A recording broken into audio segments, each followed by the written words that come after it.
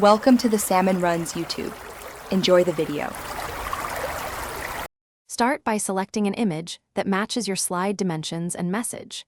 Choose a 1920 x 1080 file for widescreen slides and set resolution between 150 and 300 dpi. Prefer PNG for transparency or high-quality JPG for photos.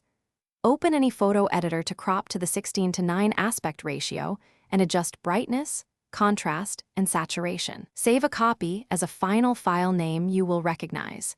These preparation steps prevent distortion when placing the image into PowerPoint. Open your presentation and navigate to the Design tab to change the background. Choose Format Background and select Picture or Texture. Fill to insert your image file. Pick Insert from File, Online Pictures, or Clipboard depending on your source. Use Crop to Fill to remove unwanted edges while maintaining composition. Enable Lock Aspect Ratio and Resize so the image covers the entire slide without stretching. Consider applying 15% transparency to keep text legible over the image. Click Apply to All if you want a consistent background. After inserting the image, refine the slide for readability and file size.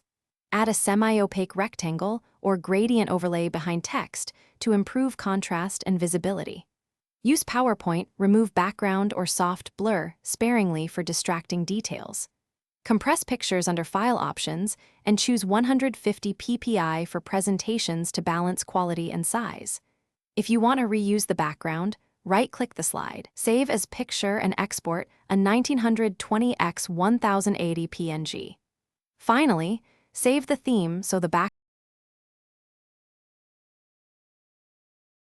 Thanks for watching. Consider subscribing if we helped you.